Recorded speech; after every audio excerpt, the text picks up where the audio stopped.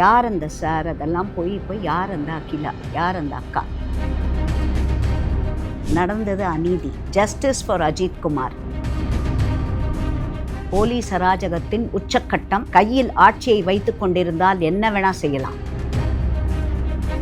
கோயில் நிலங்களை மீட்கட்டும், கோயிலுக்கு ஃபேர் ரெண்ட் வாங்கி கொடுக்கட்டும். அவர் சொல்றாரு இல்லையா, நாங்க இவ்வளோ பண்ணியிருக்கோம் இவ்வளோ பண்ணியிருக்கோன்னு. கோர்ட்டில் எவ்வளோ குட்டு வாங்கியிருக்காங்க அதையும் சொல்லட்டும். அவரு வெக்கமா இல்லை?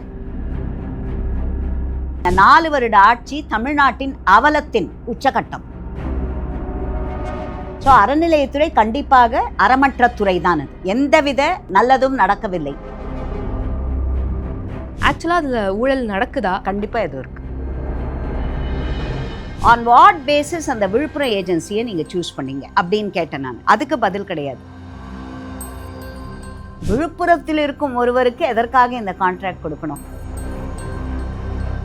சர்க்குணம் அவர் பேர்ல ஸ்ட்ரீட் அதுல போட்டிருக்காங்க. I wanted to object. அதுல அவர் என்ன பெரிய தியாகி அவரு? இவங்களுக்கு வேணுங்கிறவங்களுக்கு உடனே ஸ்ட்ரீட்டை மாத்தி கொடுப்பாங்களா இவங்க பேரெல்லாம்? ஸோ நல்லது நடக்கும்போது அதை ஒத்துக்கொள்ளும் நான். எனக்கு எல்லாவித உரிமையும் இருக்கிறது. தவறு நடந்திருக்கிறது, இதை சரி செய்து கொள்ளுங்கள்.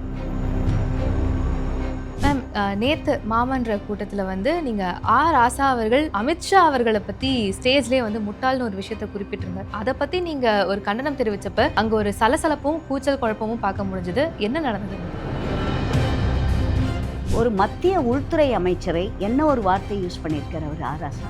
அவர் என்ன அதிமேதாவியா? இவரோட ஐக்கியூ என்ன? ராசாவோட ஐக்கியூ என்ன? ஆண்டிமுத்து 2G ராசா அப்படிதான் சொல்லணும். நான் ஒன்று சொல்லிட்டேன் இல்லையா, ஒரு பாரபட்சம் கண்டிப்பாக என்னை பொறுத்தவரை அது இருக்கிறது.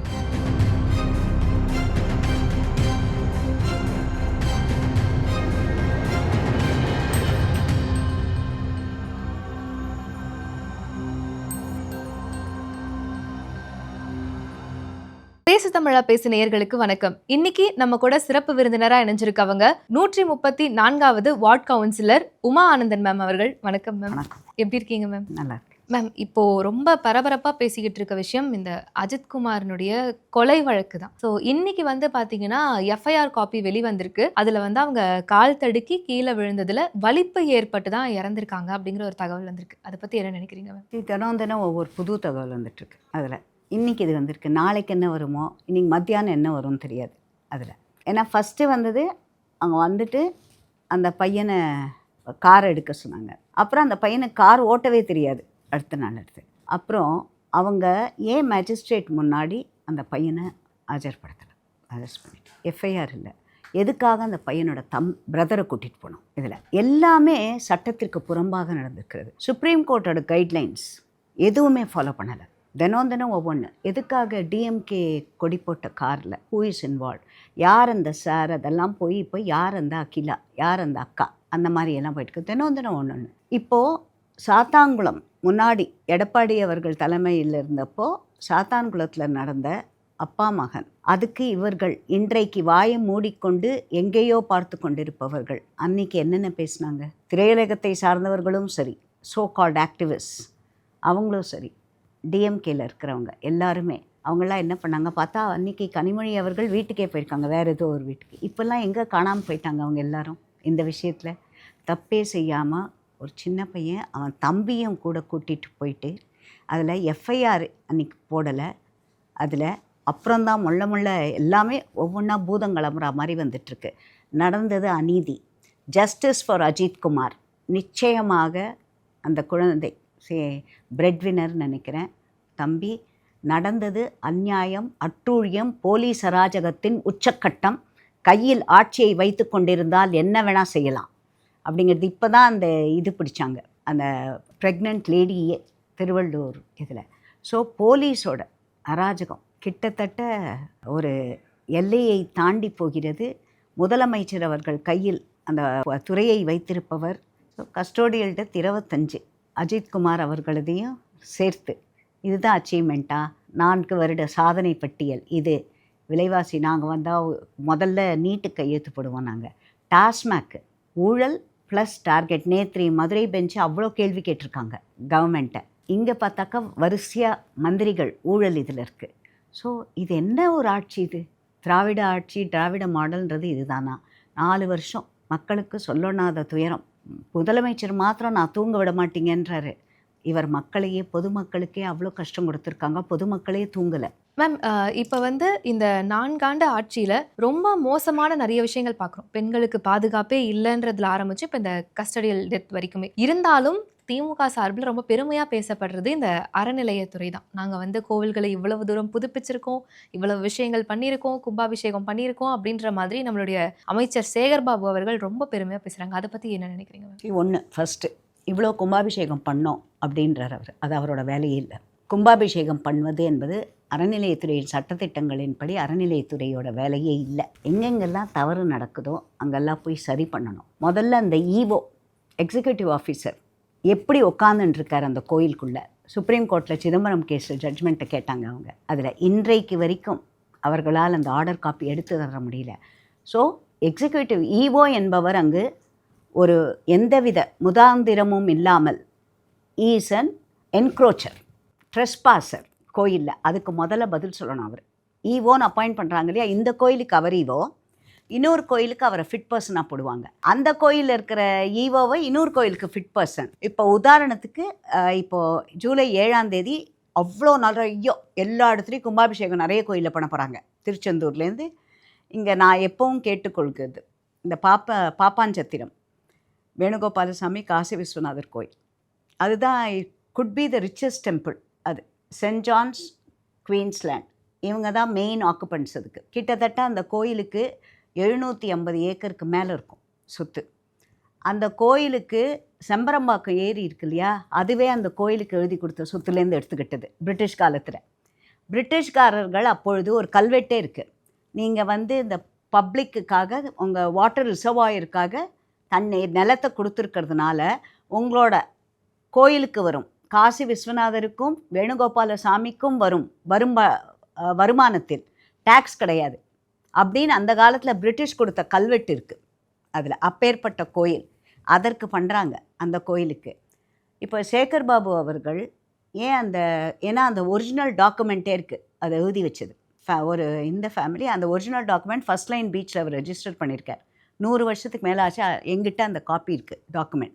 ஒரு வாட்டி நான் பேசினப்போ சேகர்பாபு அதையும் கேட்டார். எங்கிட்ட இல்லை காப்பி, அவங்க இருந்தால் கொடுக்க சொல்லுங்கள். அறநிலையத்துறை அமைச்சர்கிட்ட இல்லை காப்பி, எங்களை மாதிரி ஆக்டிவிஸ்ட் கிட்ட இருக்குது. அப்போ எங்கே தவறு? முதல்ல அவர் அந்த வேலையெல்லாம் சரியாக செய்யட்டும். கோயில் நிலங்களை மீட்கட்டும், கோயிலுக்கு ஃபேர் ரெண்ட் வாங்கி கொடுக்கட்டும். அவர் சொல்கிறாரு இல்லையா, நாங்கள் இவ்வளோ பண்ணியிருக்கோன்னு. கோர்ட்டில் எவ்வளோ குட்டு வாங்கியிருக்காங்க அதையும் சொல்லட்டும் அவர். இப்போது வரிசையாக 3 நாளாக அந்த கமர்ஷியல் கோயிலில் சாமி பணம், பழனி முருகனின் காசை எடுத்து, கபாலியின் காசை எடுத்து, வணிக வளாகம் அதெல்லாம் கட்டக்கூடாது அப்படின்ட்டு ஒரு ஸ்டே ஆர்டர் திருவண்ணாமலை, இது எல்லா இடத்துக்கும் ஸ்டே ஆர்டர் வாங்க. இந்த மாதிரி கோயில்களின் நிர்வாகத்திற்கு அறநிலையத்திற்கு குட்டி எத்தனை முறை வைத்திருக்கிறார்கள் இந்த கோர்ட்டு. நாங்கள் வைக்கலை, நாங்கள் வச்சாலாம் இவங்க பாதரே பண்ண மாட்டாங்க. ஆனால் என்னென்னா கோர்ட்டு குட்டு வச்சா கூட இவங்க பண்ணுறதை பண்ணிகிட்ருக்காங்க, கண்டெம்ட் ஆஃப் கோர்ட் போகிற மாதிரி. அந்த மாதிரி தான் நிலைமை இருக்குது. அதனால் இவர் பெருமைப்படுவதற்கு ஒன்றுமே இல்லை. இதெல்லாம் டிப்பிக்கல் அந்த டிரெவிடியன் டாக். இது நான் இதை பண்ணிட்டேன் அதை பண்ணிட்டேன் என்ன. அப்புறம் அவங்க இன்னொன்று சொல்கிறாங்க, இதோட அச்சீவ்மெண்ட் என்ன சொல்கிறாங்க, இவ்வளவு சிலைகள் வைத்திருக்கிறோம். வெக்கமாக இல்லை? ஒரு அரசாங்கம் இவ்வளோ சிலைகளை வைத்தோம்னு அச்சீவ்மெண்ட்டில் காமிப்பாங்களா? இவ்வளவு பேருக்கு மண்டபம் கட்டியிருக்கிறோம். இது என்ன மண்டபம் கட்டுறதுக்கும் சிலை வைக்கிறதுக்கும் மக்கள் அவங்கள ஓட் போட்டு வச்சாங்க. இதுவா இவர்களுடைய 4 வருட அச்சீவ்மெண்ட்டு? வெக்கமாக இல்லை? ஸோ இந்த 4 வருட ஆட்சி தமிழ்நாட்டின் அவலத்தின் உச்சகட்டம் அதில். ஸோ அறநிலையத்துறை கண்டிப்பாக அறமற்ற துறை தான். அது எந்தவித நல்லதும் நடக்கவில்லை. இப்போ நான் கேட்குறேன், இன்னி வரைக்கும் அவங்களால ஏன் ஆடிட் கொஸ்டின்ஸ் இருக்குல்ல, 1 லட்சத்திற்கும் மேற்பட்ட கொஸ்டின்ஸ் ரைஸ் பண்ணியிருக்காங்க, கொரிஸ். இது வரைக்கும் ஏதாவது ஒரு கொரிக்கு அவங்க ஆன்சர் பண்ணியிருக்காங்களா? அப்புறம் இவங்க என்ன மார்த்தட்டிக்கிறது இவங்க? ஸோ எதுவுமே இல்லை. டப்பா, ஓட்ட டப்பா, தகர டப்பா, அதுதான். மேம் நேற்று வந்து மாமன்ற உறுப்பினர் குழு நடந்திருக்கு. அதில் வந்து நிறைய கவுன்சிலர்ஸ் வந்து ரீல்ஸ் பார்த்துட்டு இருக்காங்கன்ற ஒரு வீடியோ வந்து பயங்கரமாக வைரல் ஆச்சு. இப்போ சமீபத்தில் இந்த ப்ளீச்சிங் பவுடர் விஷயம் வந்தப்போ கூட மேயர் பிரியா அவர்கள் வந்து ஒரு மாதிரி விமர்சனமாக பேசினது ரொம்ப பேசப்பட்டுச்சு. அப்போ அது என்னது ப்ளீச்சிங் பவுடர் இல்லாமல் கோலமாவா அப்படிங்கிற மாதிரி. ஆக்சுவலாக அதில் ஊழல் நடக்குதா? கண்டிப்பாக எதுவும் இருக்குது, கண்டிப்பாக எதுவும் இருக்குது. ஏன்னா எங்கள் 200 வட்டத்துக்குமே மாதம் இவ்வளோன்னு ப்ளீச்சிங் பவுடர் கொடுக்கணும் அங்கே. ஆனால் எப்போ நான் கேட்டால் கூட ப்ளீச்சிங் பவுடர் ஸ்டாக் இல்லை அப்படின்னு எங்கேருந்தோ வரவழைச்சி கொடுப்பாங்க. அப்புறம் அதில் இவ்வளோ இருக்கணும்னு இருக்குது. ஸோ இதெல்லாம் எதுவுமே மாமன்றத்தில் நான் நிறைய பட்ஜெட்டே எடுத்தாக்க ஃபிகர்ஸில் நிறைய அனமலிஸ் இருக்கும். நான் அதை பற்றி கேட்டிருக்கேன். இது 2வது பட்ஜெட் நான் அந்த மாதிரி டிஃப்ரென்ஸ் இருக்குதுன்னு கேட்டிருக்கிறது. இது வரைக்கும் எனக்கு பதில் வந்தது கிடையாது இது வரைக்குமே. அடுத்து நான் வந்து இன்னொன்று நேற்று ரைஸ் பண்ணியிருந்தேன். நான் சென்ட்ரல் கவர்மெண்ட் ஃபண்ட்ஸில் இது வரைக்கும் நான் அந்த கொஸ்டினையும் ஒரு 3 வாட்டி கேட்டிருக்கேன். நிர்பயா ஸ்கீமுக்காக சென்ட்ரல் கவர்மெண்ட்டோடது அதில் வந்து 60% சென்ட்ரல் கவர்மெண்ட் 40% கொடுக்குறாங்க. அதை பற்றியும் நான் கேட்டிருக்கேன். பி டிரான்ஸ்பரண்ட், சென்ட்ரல் கவர்மெண்ட்லேருந்து எவ்வளோ ஃபண்ட்ஸ் வருது எப்படின்னுட்டு. இன்னொன்று அனிமேட்டர்ஸ்னு இருக்காங்க. அந்த அனிமேட்டர்ஸ்க்கு சம்பளம் சென்ட்ரல் கவர்மெண்ட், ஸ்டேட் கவர்மெண்ட். இவங்க மோடிஜி என்னமோ அக்கௌண்ட் ஆரம்பித்து கொடுத்துருக்க அவங்களுக்கு. இவங்க வந்து நடுவில் ஒரு ஏஜென்சி, எல்லாமே out sourced, everything is out sourced. அங்கே இன்னும் கவுன்சிலர்ஸ் அண்ட் ஏரியா இன்ஜினியர்ஸ் அவங்கள தான் இன்னும் கார்ப்பரேஷன் அவுட் சோர்ஸ் பண்ணலை இன்னும். அங்கே அந்த ஒரு அனிமேட்டருக்கு சம்பளம்னாக்க ஒரு ஏஜென்சி, அதோட ஹெட் குவார்ட்டர்ஸ் விழுப்புரம். நான் நெட்டில் போய் செக் பண்ணுறேன். அது அந்த மேன் பவர் ஏஜென்சி இல்லை, அது ட்ரைனிங்னு போட்டிருக்கு. அந்த சைட்டுக்கு போனேனாக்க நான், அவங்க ஃபுல் தமிழ்நாடுக்கு அவங்க தான் அந்த அனிமேட்டர்ஸ்க்கு. சென்னையில் மாத்திரம் 200, மீதி கார்ப்பரேஷன்ஸில் எடுங்க எவ்வளோன்னு. அதில் அவங்களுக்கு 18,000 சம்பளம். ஆனால் அவங்களுக்கு பே பண்ணுறது 12,000, 6,000 இந்த இவங்க எடுத்துக்கிறாங்க. நான் அதை கேட்டேன், ஏன் இது? அவங்க வந்து ஒன்றும் அவங்க அவுட் சோர்ஸ் பண்ணி இதை கொடுத்துருக்காங்க. அவங்க ஒன்றும் எக்ஸ்பர்ட்ஸ் இல்லை, மேன் பவர் இதில் எஃப்சிஆர்ஏ வச்சுருக்காங்க. ஒய் ஷுட் இந்த மாதிரி ட்ரைனிங் கொடுக்குறோன்னு போட்டிருக்காங்க லேடிஸ்க்கு, எல்லாருக்கும், ஸ்டூடெண்ட்ஸ்க்கு ட்ரைனிங் சென்டர்னெல்லாம்.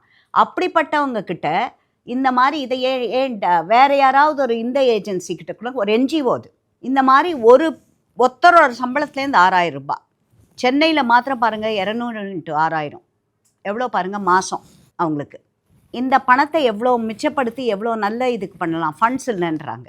இது மீதி தமிழ்நாட்டில் மீதியும் இருக்குது. ஃபஸ்ட்டு எனக்கு ஆன் வாட் பேசிஸ் அந்த விழுப்புரம் ஏஜென்சியை நீங்கள் சூஸ் பண்ணீங்க அப்படின்னு கேட்டேன் நான். அதுக்கு பதில் கிடையாது. அவங்களுக்கு எஃப்சிஆர்ஏ எதுக்காக ஒரு ட்ரைனிங், இவங்க எதுக்கு எஃப்சிஆர்ஏ வச்சுக்கிட்டு இருக்காங்க? இதெல்லாம் ரொம்ப ரொம்ப சந்தேகத்துக்குரியான கேள்விக்குறி இதெல்லாம். இதுக்கெல்லாம் இது வரைக்கும் எனக்கு பதில் இல்லை. நிறைய கொஸ்டின் இப்படி கேட்டாக்க, நேற்று கூட ஒரு 2-3 கொஸ்டினுக்கு எனக்கு பதில் வரல. இதே மாதிரி ஒரு சென்ட்ரல் கவர்மெண்ட் இதுக்கு நான் கேட்டேன், எவ்வளோ ஃபண்ட்ஸ் வந்திருக்கு, எவ்வளோ யூஸ் பண்ணியிருக்கீங்க, அது மொத்தமாக கொடுங்கன்னு. எனக்கு அதுக்கு பதில் வரல இன்னும். இப்போ அதே மாதிரி இன்னொன்று ஐசிடிஎஸ் ஸ்கீம் கீழே சென்ட்ரல் கவர்மெண்ட் அதுலேயும் 60%, ஸ்டேட் கவர்மெண்ட் 40%. முந்தானேத்தி டைம்ஸ் ஆஃப் இந்தியாவில் வருது. அதான் அது வந்து அந்த ஸ்கீமில் அது சத்த இது பற்றி அது ஸ்கீம். அதில் வந்து ஒரு 10 பேர் இருக்காங்க. ஒன்று ஹெட்டு மாதிரி ஒருத்தர், கீழே இருக்கிறவங்க அந்த போஷன், லாக்டேட்டிங் மதர்ஸ்க்கு, ப்ரெக்னென்ட் மதர்ஸ்க்கு, அவங்க ப்ரெக்னெண்ட்டாக இருக்கிற டைமில் அவங்களுக்கு கொடுக்குற போஷாக்கான உணவு, குழந்தைங்களுக்கு கொடுக்குற ஒரு போஷாக்கான, அதெல்லாம் அவங்க பார்த்துக்கிறவங்க. அவங்களுக்கெல்லாம் 3 மாதமாக சம்பளம் தரல அவங்களுக்கெல்லாம். அதை பற்றியும் நான் கேட்டிருக்கேன். போன வாட்டி அனிமேட்டர் கேட்டப்போ உடனே அவங்களுக்கும் பாக்கி வச்சுருந்தாங்கன்னு தான் நான் கேட்டேன். அந்த விழுப்புரத்தை ரிசர்ச் பண்ணி அவங்களுக்கும் 2 மாதம் 3 மாதம் பாக்கி வச்சுருந்தாங்க. நான் கேட்ட உடனே அதை இதில் கேட்டோடனே எனக்கு பதில் வரல. அந்த அந்த ஏஜென்சி கொடுக்குறீங்கன்னு நான் கேட்டிருக்கேன், இல்லை, அதுவும் பதில் வரல எனக்கு.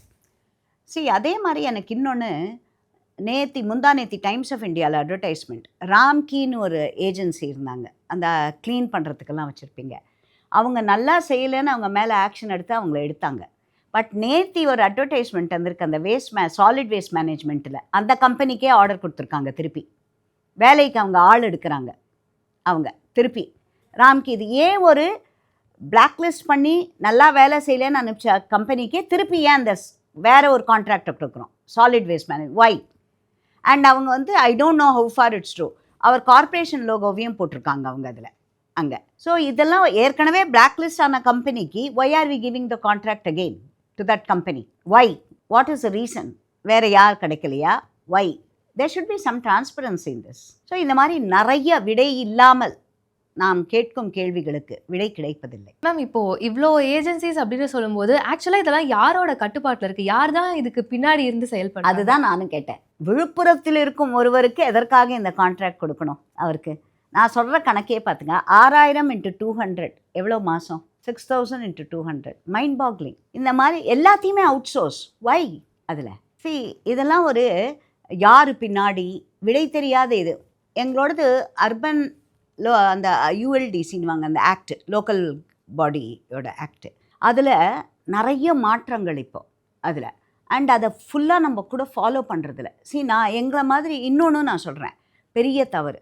நாங்கள் இதை பற்றியும் 3-4 வாட்டி கேட்டிருக்கேன். இப்போ கவுன்சிலர் எங்களுக்கெல்லாம் வந்து கேள்வி மாத கடைசியில் நடக்கும் மீட்டிங், 25 to 30க்குள்ளே நடக்கும். அப்போ அவங்க என்ன சொல்லுவாங்கன்னா 20ஆம் தேதிக்குள்ளே நீங்கள் உங்கள் கேள்விகளை அனுப்பணும் அப்படின்னு எங்களுக்கு அந்த இருக்குது. சில வாட்டி கொஞ்சம் லேட்டாக அனுப்புவோம். நான் 2 வாட்டி கேட்டிருக்கேன், எங்களுக்கு அந்த டெட்லைன் கொடுக்குறீங்க. அதே மாதிரி மாநகராட்சி கூட்டத்தில் பாஸ் பண்ணுற பொருள் இருக்கு இல்லையா, அதெல்லாம் எங்களுக்கு 20ஆம் தேதிக்குள்ளே அனுப்புங்க.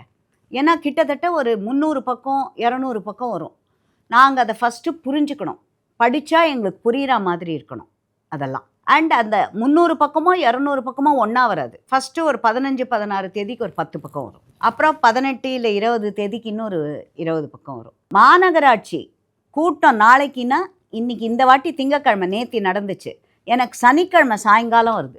ஆஃபீஸ் எல்லாம் பூட்டிட்டு போயாச்சு. திங்கக்கிழமை கார்த்தால நான் எப்படி இவ்வளோ அது நான் எப்படி அதை படித்து புரிஞ்சுக்கிட்டு நான் அங்கே இது பண்ண முடியும்? இதை நான் கேட்டிருக்கேன். நீங்கள் டெட்லைன் வச்சுக்கோங்க, அது 22, 23க்கு மேலே அனுப்ப மாட்டோம், அடுத்த வாட்டிக்கு வச்சுக்கோங்க. அது என்ன அவசரம் அவ்வளோ? ஆன் த டேபிள் ரெசல்யூஷன் வேறு அங்கே போன உடனே கொடுப்பாங்க. மீட்டிங்க்கு போகிறோம் இல்லையா, அப்போ கொடுப்பாங்க கையில். என்ன அர்ஜென்சி அதெல்லாம்? இதை அவங்க கரெக்டே பண்ணிக்கிறதில்ல. முதல்ல இதை இது பண்ணக்கூடும். ஐ டோன்ட் நோ. சில இப்போல்லாம் பார்த்தீங்கன்னா எனக்கு இந்த மாதிரி இவங்க பண்ணுறதுனால பொருள் படிக்கிறதுக்கு கூட நேரம் இல்லை. என்ன இருக்குது அதுலன்னு. அந்த எஸ்ரா சர்க்குணம் அவர் பேரில் ஸ்ட்ரீட் அதில் போட்டிருக்காங்க. I wanted to object. அதில் அவர் என்ன பெரிய தியாகி அவர்? இவங்களுக்கு வேணுங்கிறவங்களுக்கு உடனே ஸ்ட்ரீட்டை மாற்றி கொடுப்பாங்களா இவங்க பேரெல்லாம்? உதாரணத்துக்கு நான் சொல்கிறேன், என்னோடய வார்டில் ஒரு ஃப்ரீடம் ஃபைட்டர் சுப்பிரமணியம் என்று, அவர் ஒரு இந்து பிராமண வகுப்பை சேர்ந்தவர். அவர் கல்யாணம் பண்ணிக்கல. அந்த காலத்தில் பழைய மாம்பலம் எப்படி இருந்ததுன்னு உங்களுக்குலாம் தெரியாமல் இருக்கும், எனக்கு தெரியும். ரோடு கிடையாது, ரோடு வசதி கிடையாது. ஒரே சேறு களிமண் ரோடு, அந்த மாதிரி தான் குண்டும் குழியுமா இருக்கும். பஸ் வசதி கிடையாது. ஸோ மேற்கு மாம்பலம், சைதாப்பேட்டைனா அப்போ அசோக் நகர் ரொம்ப டெவலப் ஆகலை. அதுக்கப்புறம் தான் அசோக் நகர், கேகே நகர்லாம். சைதாப்பேட், வெஸ்ட் மாம்பலம், அதெல்லாம் அங்கே இருக்கிறவங்க ஜிஹெச்சுக்கு போகிறதுக்கு, அவங்களுக்கு அரசு ஆஸ்பத்திரிக்கு போகிறதுக்கு பஸ் வசதி, ரோடு வசதிலாம் கிடையாது. அதை மனசில் வச்சுக்கிட்டு சுப்பிரமணியம் என்ற அந்த பகுதியை சேர்ந்தவர் கல்யாணம் பண்ணிக்கல. நான் சொன்ன மாதிரி சுதந்திர போராட்ட வீரர் காந்திஜி, காமராஜ் அவங்களோடலாம் வேலை பார்த்தவர். எனக்கே அவரை நல்லா தெரியுன்னா, எங்கள் அப்பாவும் அவரும் கண்டெம்ப்ரரிஸ். அதில் அவர் வீடு வீடாக போய் பெரிய தொழிலதிபர்கள் அவங்கக்கிட்டெல்லாம் பார்த்து அந்த பப்ளிக் ஹெல்த் சென்டர்னு ஒன்று ஆரம்பித்தார். ஏழை மக்களுக்கு, அந்த பகுதி மக்களுக்கு மருத்துவ வசதி கிட்ட வேண்டும், அவங்களுக்கு வசதி ஜிஹெச்சுக்கு போகிறதுக்கெல்லாம் இல்லை அப்படிங்கிறதுக்காக. ஃபஸ்ட்டு வசதி ஜிஹெச்சில் இல்லைனாலும் ரோடு பஸ்ஸெல்லாம் போகணும் இல்லையா, போக்குவரத்து அதுவே இல்லை அந்த காலத்தில். அதுக்காக ஆரம்பித்தவர்.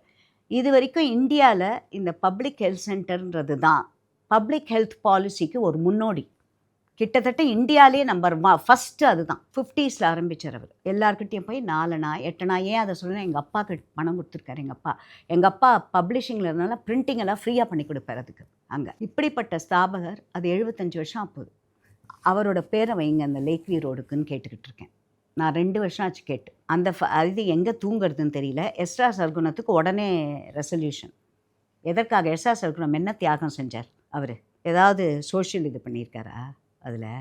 இல்லாட்டி டெலிவிஷன் சேனலில் இல்லை ஸ்டேஜ் மேலே ஏறி இந்துக்களை பார்த்தால் எனக்கு முகத்தில் குத்த வேண்டும் என்று போல் இருக்கிறதுன்னாரு. அதுக்காக அவர் ஸ்ட்ரீட் நேம் வைக்கிறாங்களா? அதுக்கு இதெல்லாம் அட்டூழியம், அநியாயம். இதை அப்ஜெக்ட் பண்ணணும்னுட்டு நான். பட் அகெயின் பிகாஸ் எல்லாத்தையும் நான் தேடிட்டுருக்கேன், எனக்கு ஒரு மாதிரி ஒரு ஃப்ரஸ்ட்ரேஷன் வருது.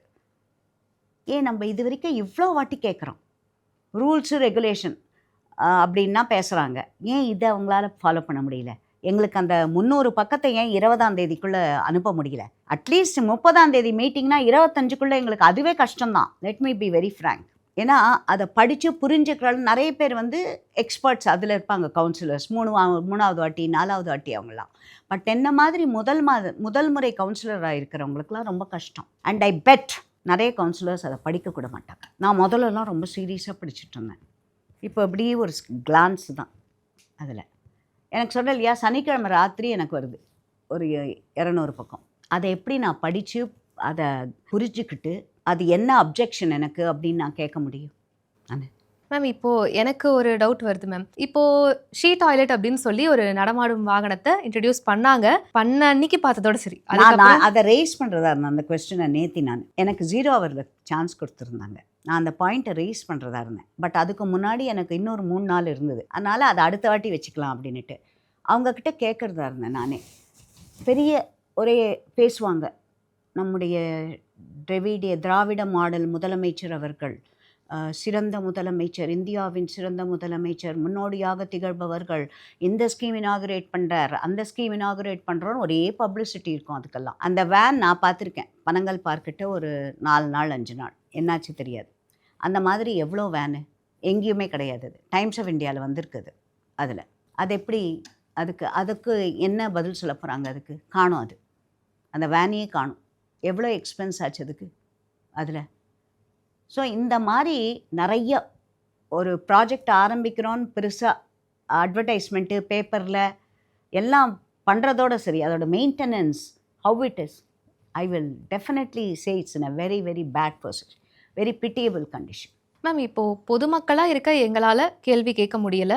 ஸோ ஒரு கவுன்சிலராக எங்கள் சார்பாக நீங்கள் வந்து இந்த கேள்வியெல்லாம் எழுப்புறீங்க. நீங்கள் இந்த மாதிரி மக்களுக்கு பண்ணீங்க, அதெல்லாம் அவங்க கிட்ட போய் சேரல. ஒரு பொறுப்பில் இருக்க உங்களுக்கே வந்து அங்கே பதில் கொடுக்க மாட்டேங்கிறாங்க, ஒரு ப்ராப்பரான பதில் இல்லைங்கிறப்போ அவங்களோட ரியாக்ஷன் ஆக்சுவலாக என்னவா இருக்கும்? அப்போ மக்களோட நிலைமை தான் என்ன மேம்? அதான் சொல்கிறேன், சிங்கார சென்னை அதெல்லாம் வெறும் பேப்பரில் தான், எல்லாமே பேப்பரில் தான். இந்த திராவிட மாடல் அரசு அப்படிங்கிறதுனாக்க நிச்சயமாக இது மக்களுக்கு ரொம்ப ஒரு அதனால் நான் ஃபுல்லாகவேன்றதை நான் ஒத்துக்க மாட்டேன். நிறைய நல்ல ஸ்கீமும் இருக்குது, நல்லதும் இருக்குது. பட் நிறைய நாங்கள் திருத்திக் கொள்ள வேண்டியது நிறைய இருக்குது, கரெக்ட் பண்ண வேண்டியது நிறைய இருக்குது, பார்க்க வேண்டியது இப்போ அந்த பஸ் அந்த இதெல்லாம். ஸோ இதை வந்து நான் குத்தமாக சொல்கிறேன் என்று பார்க்காமல், அதை தவறு நடந்திருக்கிறது, அதை திருத்திக் கொள்ள வேண்டும் என்ற நோக்கத்துடன் அதை பார்த்தாங்கனாக்க we can proceed further.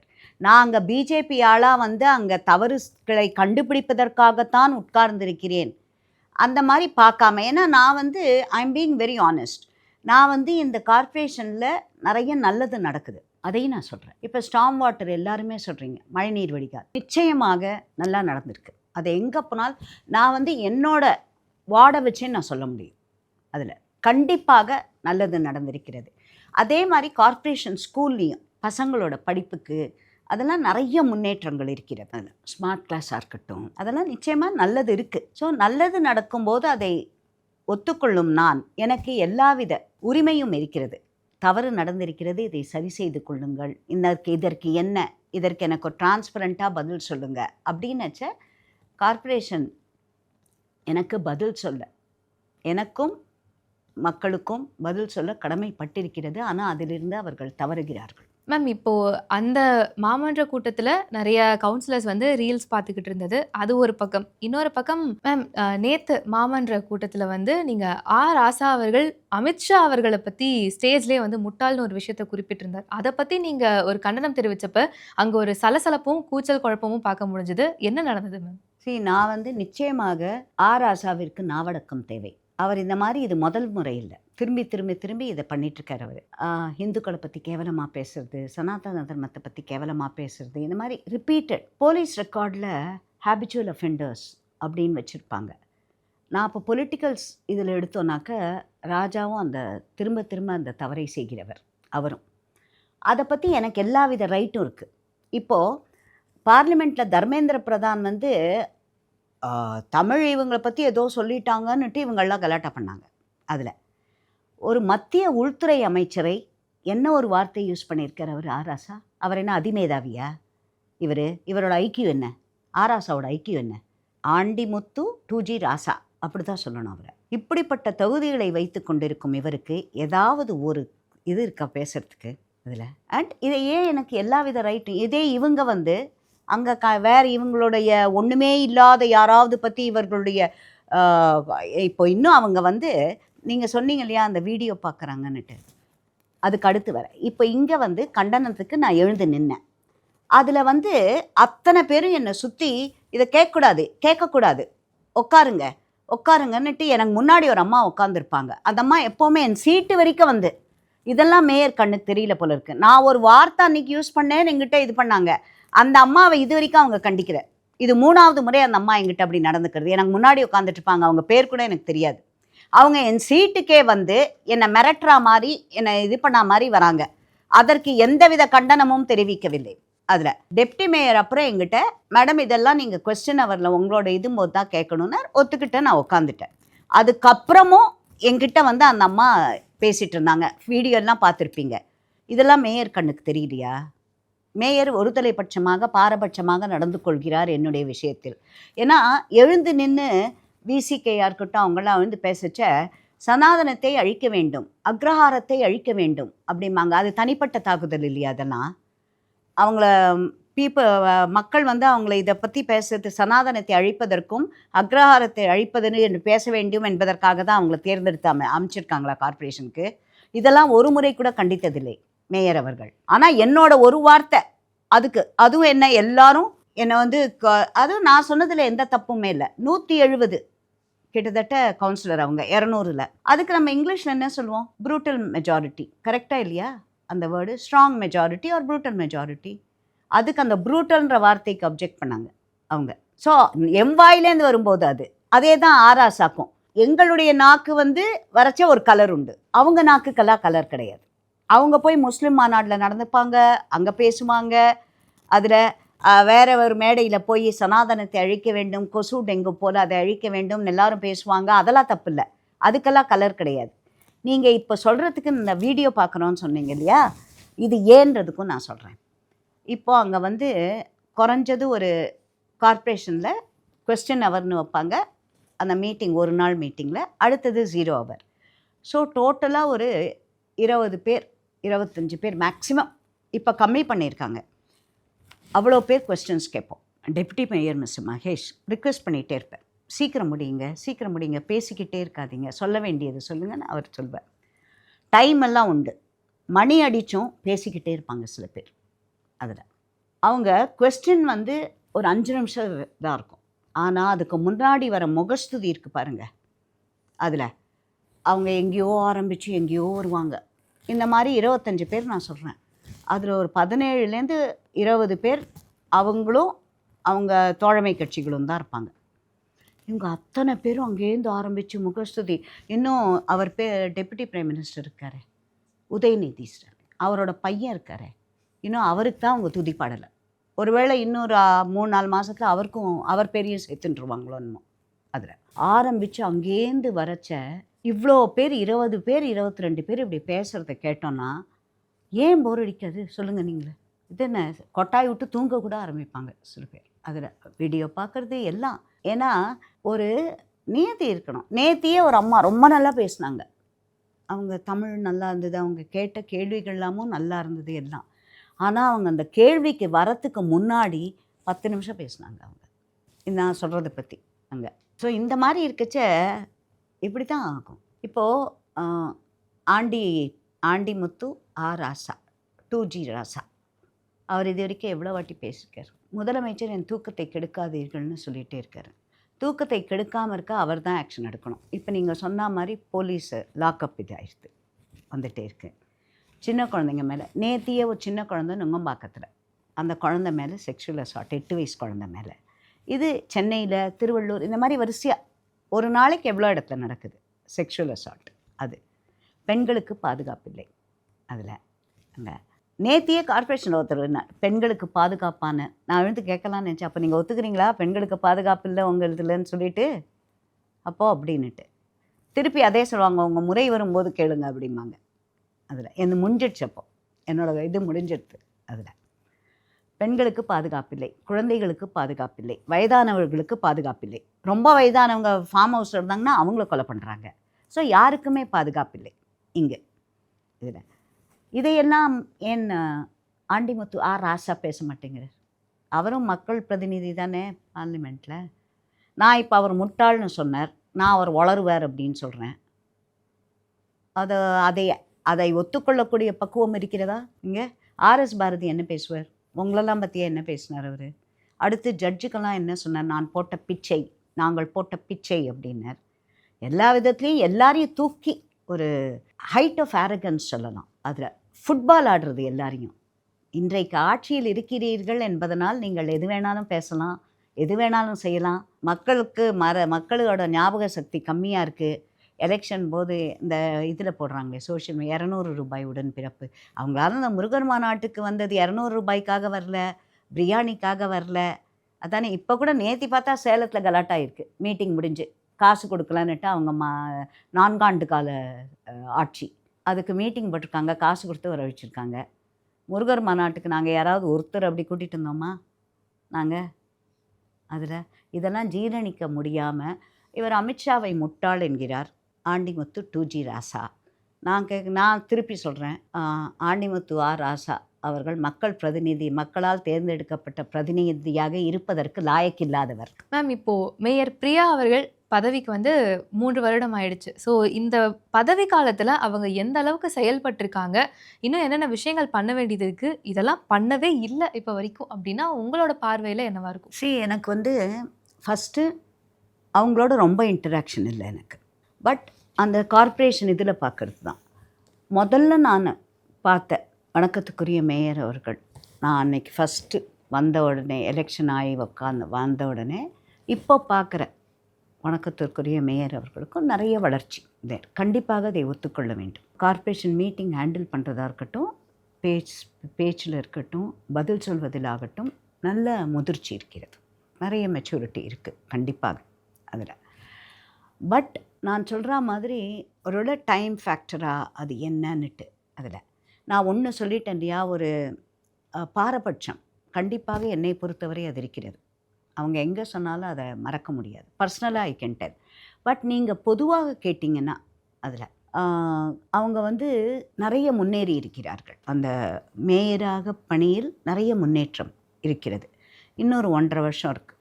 அதில் நிச்சயமாக வளர்ச்சி நிச்சயமாக இருக்கும். ஆனால் சில இடத்துல அந்த ப்ளீச்சிங் பவுடர் ஆர் சிஎம்மோட காரில் தொங்குறதா இருக்கட்டும், அதெல்லாம் அவங்களோட ஆஃபீஸ் டிக்னிட்டியை குறைக்கிற மாதிரி தான் இருக்குது அதில். But she is young, she has lot to claim இன்னும். So definitely she is. But நீங்கள் சொல்கிற மாதிரி மாநகராட்சியில் மொத்தமாக நிறைய ஒரு எல்லாருக்குமே அவங்களையும் சேர்த்தே நான் சொல்கிறேன், நான் பார்த்த வரைக்கும் தேர்ந்தெடுக்கப்பட்ட பிரதிநிதிகள் அத்தனை பேருக்குமே ஒரு ரெஸ்பான்சிபிலிட்டி. மக்கள் நம்மளை தேர்ந்தெடுத்திருக்காங்க, அவங்கக்கிட்ட நம்ம இதை பண்ணி கொடுத்தாதான் நம்ம திரும்பி போய் எப்படி ஓட் கேட்போம் அப்படிங்கிற அந்த ரெஸ்பான்சிபிலிட்டி நிச்சயமாக இருக்குது. எல்லா கட்சியை சேர்ந்த கவுன்சிலர்ஸ்க்கும் சேர்த்தே நான் சொல்கிறேன். ஏன்னா மீட்டிங்கில் நாங்கள் கேட்கச்சியே இந்த மாதிரி மக்கள் வராங்க இந்த குறையோடு, நாங்கள் எப்படி அதில் சில பேர் இதெல்லாம் பேச்சு அவங்க கேட்குற கேள்விலாம் ரொம்ப நல்லாயிருக்கும். நிறைய பேர் அதில் ஸ்பெஷலி டிஎம்கே நான் நோட்டீஸ் பண்ணியிருக்கேன், சீனியர்ஸ் அவங்களாம். அண்டு வணக்கத்துக்குரிய மேயர் வந்து அவங்கள ஹேண்டில் பண்ணுறதும் a lot of maturities there. கண்டிப்பாக அதை ஒத்துக்கொள்ள வேண்டிய விஷயம். ஸோ நீங்கள் ஒட்டு மொத்தமாக இது வந்து யாருமே வேலை செய்யலை அப்படிங்கிறத நான் ஒத்துக்க மாட்டேன். நான் கண்டிப்பாக ஒரு 50% 60% ஒரு ரெஸ்பான்சிபிலிட்டி அக்கௌண்டபிலிட்டி இருக்குது. இன்னும் ஒரு 30-40% நாங்கள் திருத்திக்கணும், எங்களை அக்கௌண்டபிலிட்டி வரணும். அது வந்தால் நிச்சயமாக, ஏன்னா அதுக்கு எக்ஸாம்பிள் நிறைய இருக்குது அதில். So I definitely she is doing well. அவங்க அந்த வேணால் அந்த handing of the 2 or 3 things which go against her, அதை இல்லாமல் நிச்சயமாக ஒரு she is growing, she is showing a lot of improvement அதில். இந்த மாதிரி ஒரு 2-3 அவங்கள திருப்பி இறக்கிடுறது அதில். Otherwise when I see her in the corporation, she is doing a good job. Ma'am, இவ்வளோ நேரம் எங்கள் கூட வந்து இவ்வளோ விஷயங்களை பகிர்ந்துக்கிட்டதுக்கு ரொம்ப நன்றி மேம். Thank you ma'am. உலக தமிழ் சொந்தங்களுக்கு வணக்கம். நான் ராஜவேல் நாகராஜன். பேசு தமிழா பேசு வலையொலியுடைய வளர்ச்சிக்கு நீங்களும் உறுதுணையாக இருக்கணும்னு நினச்சிங்கன்னா இந்த வீடியோடைய டிஸ்கிரிப்ஷனில் இருக்கக்கூடிய ரேசர் பே லிங்கை கிளிக் பண்ணுங்கள். அந்த லிங்க்கில் போயிட்டு உங்களுக்கு விருப்பமான தொகையை பேசு தமிழா பேசுவனுடைய வளர்ச்சிக்கு உங்களுடைய பங்களிப்பாக நீங்கள் கொடுக்கலாம். நன்றி, வணக்கம். இப்ப சனி பகவான் நீச்சம் அடைகிறத தான் நாம கர்மா நீக்குதல்னு சொல்றோம். அதை பத்தி உங்களுக்கு தெரியுமா? சனி அப்படின்றது நீச்சமாகிறது தான் நம்ம ரொம்ப நல்லது. இப்ப இந்த ராகு திசை இவங்க ஜாதகத்தை பார்க்கும்போது ஒண்ணுமே தெரியாது, தட்டால் போட்டா என்னடா அது அப்படி இவங்க பொண்ணு பார்த்துக்கிட்டு இருப்பாங்க, கல்யாணமே நடக்காது, கிட்ட வரும், இந்த அவங்களுக்கு பிடிக்கும் இவங்களுக்கு பிடிக்காது, இவங்களுக்கு பிடிக்கும் அவங்களுக்கு பிடிக்காது, இப்படி போய்கிட்டு இருக்கும். அவங்க சொல்றாங்க இவங்க சொல்றாங்கன்னு கல்யாணம் பண்ணிடவே கூடாது. அவங்க சொல்றாங்க இவங்க சொல்றாங்கன்னு போய் லவ்ல போய் விழுந்துடவும் கூடாது. ஆயில்யத்தை இம்ப்ரெஸ் பண்றதுக்கு வந்து லைஃப் பார்ட்னர் என்ன வேணாலும் செய்வாங்க. ஐயையோ இம்ப்ரெஸ் பண்ணிட்டாங்களே, இத்தனை பேர் கூடிட்டாங்களே, நான் அக்செப்ட் பண்ணிக்கிறேன்னு போன்ட்டீங்க அப்படின்னா. இந்த மாதிரி ஆன்மீகம் மற்றும் ஜோதிடம் சார்ந்த இன்னும் பல வீடியோக்கள் பார்க்கணுமா? மறக்காம திருவருள் டிவிக்கு சப்ஸ்கிரைப் பண்ணுங்க. திருவருள் டிவியுடைய சேனல் லிங்க் இந்த வீடியோடைய டிஸ்கிரிப்ஷன்ல இருக்கு.